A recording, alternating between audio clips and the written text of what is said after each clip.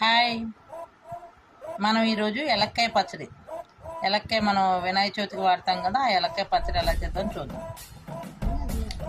ఎలక్కాయని ముక్కలుగా కోసుకొని ఈ విధంగా వేరుశెనగ నూనె వేసి ఆయిల్ ఇలా పొడి పొడిగా కలర్ మారే వరకు వేపుకోవాలి.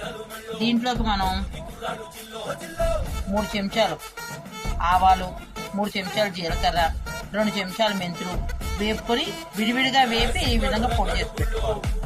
దీనికోసం మనం ఇలా పోపు రెడీ చేసుకోవాలి. ఈ పోపులో నేను 1/2 కేజీ వేరుశెనగ నూనె తీసుకున్నాను. దాంట్లో ఆవాలు, జీలకర్ర, కరివేపాకు, ఎండుమిరపకాయలు, వెల్లుల్లిపాయలు ఈ విధంగా బరగ్గా ఆడుకొని వెల్లుల్లిపాయలు, ఇంగువ వేసి ఈ విధంగా వేపుకున్నాను. ఈ వేపుకున్న వాటిలో మనం తగినంత కారం, ఉప్పు, ఈ పోపులోనే నేను పసుపు కూడా వేసుకున్నాను. ఇదిగోండి, ఈ విధంగా అన్నీ వేసి కలిపి పెట్టుకోవాలి. ఈ పచ్చడి మనకి 2 నెలలు నిలవడం.